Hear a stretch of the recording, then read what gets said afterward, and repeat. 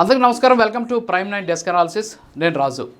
ఇవాళ ఆంధ్రప్రదేశ్ మాజీ ముఖ్యమంత్రి పులివెందుల ఎమ్మెల్యే వైఎస్ఆర్ కాంగ్రెస్ పార్టీ అధినేత ఆయన ఒక ప్రాంతానికి వెళ్ళబోతున్నారు. ఏంటి ఆ ప్రాంతం అంటే ఎస్పెషల్లీ ఇటీవల కొంతమంది రౌడీ షీటర్లుగా ఉన్నటువంటి వాళ్ళు అక్కడ చేసినటువంటి హంగామాకు సంబంధించి పోలీసులు వాళ్ళని బహిరంగంగా శిక్షించారు. ఏంటంటే రోడ్డు మీద కూర్చోబెట్టి వాళ్ళ కాళ్ళ మీద కొట్టి వాళ్ళందరూ కూడా శిక్షించినటువంటి పరిస్థితి. సో దీని మీద మొత్తం కూడా సోషల్ మీడియా అంతా కూడా ట్రోల్ అయింది. కొంతమంది దీన్ని హర్షించారు, మరి కొంతమంది వ్యతిరేకించారు. అలా బహిరంగంగా శిక్షించేది ఏంటి, అసలు చట్టాలు ఉండడం ఏంటి అని చెప్పి చెప్పడం జరిగింది. ఆ తర్వాత హోంమంత్రి కూడా మాట్లాడారు. శిక్షిస్తే ఏమో శిక్షించారంటారు, శిక్షించకపోతే శిక్షించలేరు అంటారు, ఉరిదీయమంటారు, ఉరిదీయకపోతే ఇలా చేస్తారని రకరకాలైనటువంటి వ్యాఖ్యలు కూడా చేసినటువంటి పరిస్థితి. సరే, ఇవన్నీ కూడా పక్కన పెడితే నిజంగా ఇవాళ జగన్మోహన్ రెడ్డి అక్కడికి వెళ్తున్నారు. ఎక్కడికి? వాళ్ళ గ్రామాలకి. ఎవరైతే బాధితులు అని చెప్తున్నటువంటి వాళ్ళ గ్రామాలకు వెళ్తున్న పరిస్థితి. ఒక మాజీ ముఖ్యమంత్రి స్థాయిలో ఉన్నటువంటి వ్యక్తి, ఒక పార్టీ అధినేత ఆయన అక్కడికి వెళ్తున్నాడు. ఎందుకు వెళ్తున్నాడు ఆయనకు తెలియట్లేదు. ఎందుకు వాళ్ళని పరామర్శించాలనుకున్నా తెలియట్లేదు. ఒక పక్క పార్టీకి సంబంధించి పార్టీకి ఎంతో సేవ చేసి జగన్మోహన్ రెడ్డి వెంట నడిచి జగన్మోహన్ రెడ్డి చెప్పిన పనులన్నిటికీ కూడా తల ఊపి ఈరోజు జైల్లో ఉన్నటువంటి వాళ్ళని పరామర్శించడానికి మాత్రం జగన్మోహన్ రెడ్డికి టైం లేదు. కాకాని గోవర్ధన్ రెడ్డి పాపం ఆయన జైల్లో ఉన్నాడు. ఆయన్ని పరామర్శించడానికి ఆయనకి అవకాశం లేదు. అలాగే ఆయన తోటే ఉన్నటువంటి ఒక ఐఏఎస్ అధికారి, ఆయన ఓఎస్డీ, సో వీళ్ళు జైల్లో ఉన్న వాళ్ళని కూడా పరామర్శించేటువంటి పరిస్థితి. కానీ రౌడీ షీటర్లుగా ముద్రపడినటువంటి వాళ్ళని పరామర్శించడానికి ఆయన ఇవాళ వెళ్తూ ఉన్నటువంటి పరిస్థితి. సో ఎందుకని ఆయన ఇదంతా కూడా చేసి ఎవరు ఆయన సలహాలు ఇస్తున్నారో అర్థం కానటువంటి సిచ్యువేషన్. సరే, నిజంగా వాళ్ళు రౌడీ షీటర్లు కాదు, నిజంగా అమాయకులైనటువంటి దళిత యువకులు అని చెప్పేసి కూడా చెప్తున్నారు. ఎవడైతే చట్టాన్ని అతిక్రమిస్తాడో, అంతేకాకుండా తప్పులు చేస్తాడో వాళ్ళకి కులం మతం ఉండదు. తప్పు చేసేవాడు అంతే, వాడు నిందితుడు మాత్రమే. అంతేగాని దానికి ఒక కులం మతం అంటగట్టేటటువంటి పరిస్థితి చేయడం దౌర్భాగ్యకరమైన విషయం. సరే, అదని కూడా పక్కన పెడతాం. ఇవన్నీ కూడా రాజకీయాలకు చేసుకుంటూ ఉంటారు. ఫర్ ఎగ్జాంపుల్ ఇక్కడ మనం ముగ్గురుని మొన్న అక్కడ కొట్టినటువంటి పరిస్థితి చూసాం. ఆ ముగ్గురు గురించి కొన్ని వివరాలు మీకు చెప్తా. చేబ్రోలు జాన్ విక్టర్ అనేటటువంటి ఒక వ్యక్తి, అలాగే నవీన్ అలియాస్ కిల్లర్, ఆయన పేరు అలియాస్ కిల్లర్, అలాగే దోమా రాకేష్, వీళ్ళ ముగ్గురిని పోలీసులు బహిరంగంగా రోడ్డు మీద కాళ్ళ మీద కొట్టినటువంటి సిచ్యువేషన్ ఉంది. వీళ్ళలో జాన్ విక్టర్ అనేటటువంటి అతని మీద 9 కేసులు ఉన్నాయి.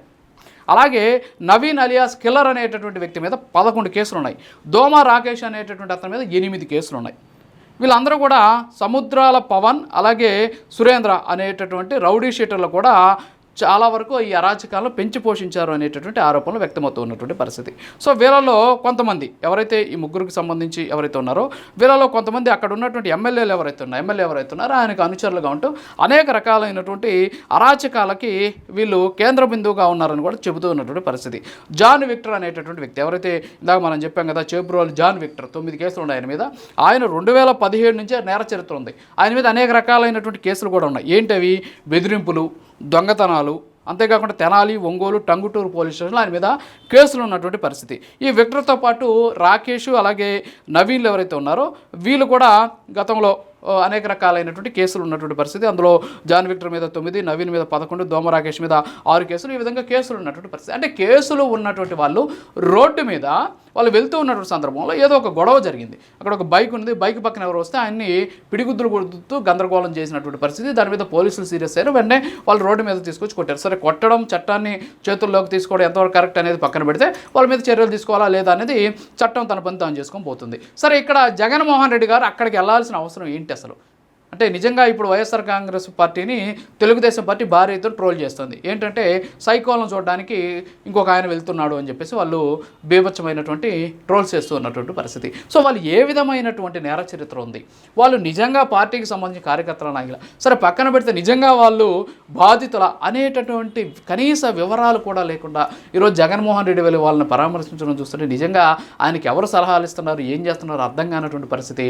జగన్మోహన్ రెడ్డి తీరు పట్ల పార్టీ బాధపడుతుంది, పార్టీ కార్యకర్తలు బాధపడుతున్నారు, పార్టీ నాయకులు బాధపడుతున్నారు. ఇక్కడ ఎవరు అసలు ఏం జరిగింది, అసలు నిజంగా వాళ్ళు చేసినటువంటి తప్పేంటి, ఎందుకని కొట్టాల్సి వచ్చింది, ఈ విషయాలు బయటపెట్టి దాని మీద న్యాయ పోరాటం చేయాల్సింది పోయి వాళ్ళు ఎవరో కూడా తెలుసుకోకుండా దళిత యువకుల మీద దాడి జరిగింది అని చెప్పేసి ఏదో ఒక వర్గాన్ని నెత్తినేసుకొని వాళ్ళు చేసినటువంటి తప్పులను కూడా కప్పిపుచ్చే విధంగా, తప్పు చేసిన వాళ్ళకి సపోర్ట్ చేసే విధంగా జగన్మోహన్ రెడ్డి వెళ్ళడాన్ని చూస్తుంటే ప్రతి ఒక్కరు కూడా దీని మీద విమర్శలు వ్యక్తం చేస్తూ ఉన్నటువంటి సిచ్యువేషన్ అయితే కనిపిస్తాం. చూడాలి మరి ఆయన ఇవాళ వెళ్ళిన తర్వాత అక్కడ ఏం మాట్లాడతారు, ఏం చేస్తారు, నిజంగా బయటకు వచ్చిన తర్వాత ఏం మాట్లాడతారు అనేది వేచి చూడాల్సినటువంటి విషయం. అయితే పోలీసులు మాత్రం ఇప్పటికే వాళ్ళ మీద ఉన్నటువంటి కేసుల వివరాలు బయటపెట్టారు. రౌడీ షీట్లు ఉన్నాయని కూడా చెబుతూ ఉన్నటువంటి సిచ్యువేషన్. సో రౌడీ షీట్లను చూడడానికి ఒక పార్టీ అధినేత వెళ్ళడం నిజంగా దేశ చరిత్ర ఇదే తొలిసారి కాబోలు. ఇది ఇవాళ డెస్క్ అనాలిసిస్. మరో అనాలిసిస్లో మళ్ళీ కలుద్దాం.